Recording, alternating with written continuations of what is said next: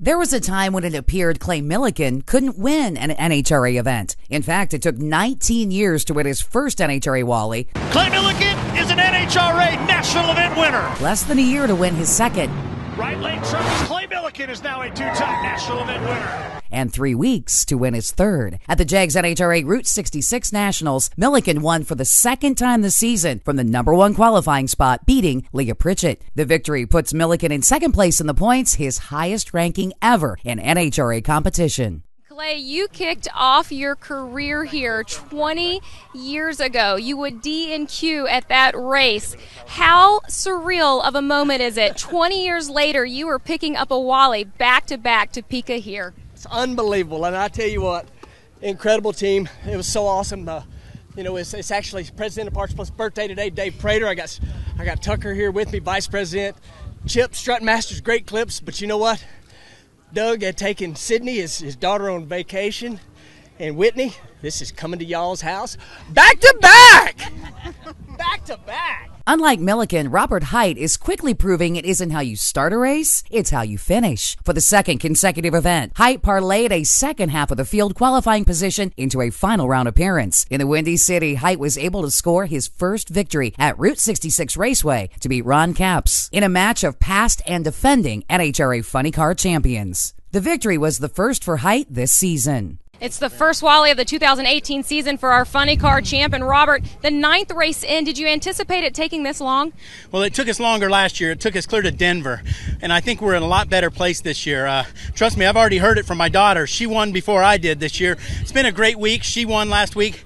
I have a message from the Auto Club. They say, don't drive intoxicated. It can wait till you get home. Tell them that Robert Hight and the Auto Club Chevy just won Chicago for the first time. Yeah! JEGS may have sponsored the Route 66 Nationals, but it was its flagship driver who grabbed the headlines on race day. For the first time since 2014, Jeg Coughlin hoisted the event trophy high over his head and did so in impressive fashion by beating rival Greg Anderson in the final round. 74 races is a long time to go without a win, but when that victory is your 6th at a racetrack, the celebration is sweeter. Jag, I'm going to relay this from the starting line. Your dad was crying and said it was a dream come true that this has happened for you here in Chicago at the JEGS Nationals. Yeah. It's been 4 years for you, Jag. Describe this moment.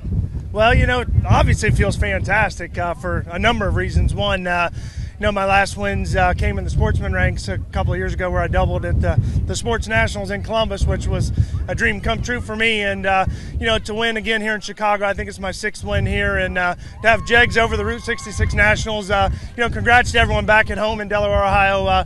They really put a lot of effort into this event, Jeff Hennian and the entire advertising crew. And how about the Elite Gang, man? What a rocket I had today, and it rode to the circle. Thank you. Two-time Pro Stock Bike champion Matt Smith didn't get off to the best start this season either, as he failed to qualify for the season opener in Gainesville. The second-generation drag racer has undoubtedly been fighting his way back, and on Sunday, completed the journey with an impressive win over Ellie Tonglet. This weekend, he clearly had the bike to beat. It has been a season of highs and lows for Matt Smith. And Matt, your first win since 2016. How have you managed the battles? We started the year off on the Suzuki, and the guy bailed on me, and, who needs to ride a stinking Suzuki? I pulled my old stuff back out, and this thing's pretty fast. I mean, consistent bike all day long, went to the wall there, but I got to thank Lucas Oil, Denzo Spark Plugs, Mark Stock Seth, all these guys that helped me. Thank y'all, Elite Performance. Thank y'all. In the top alcohol dragster division, defending world champion Joey Severance successfully completed a double-up weekend by complementing his JEGS All-Stars victory with a Route 66 Nationals title by taking down Dan Page. Severance now has 21 career wins. Defending top alcohol funny car champion Shane Westerfield scored his 9th career victory Sunday as he stopped Chris Houle in the final round. Because it was the JEGS All-Stars weekend, there was a full complement of NHRA Lucas Oil Drag Racing Series classes on hand. In Comp Eliminator, Mike Mann scored his 4th career victory by fending off the Biacano dragster of Greg Camplain. There was no silencing Justin Lamb as the defending Superstock World Champion was able to track down Dave Dukes Jr. at the stripe for his 22nd national event victory. There was one driver who was able to silence Lamb, though. Over in stock, Jeff Atkinson scored his third career NHRA Wally when Lamb turned the red light on with a 008 foul. Austin Williams battled his way through 6 rounds of Super Comp eliminations and scored an easy win in the final when Coy Collier left too early. Collier redeemed himself, however, in Super Gas. He came out on the better end of a double breakout against Larry Bernshausen.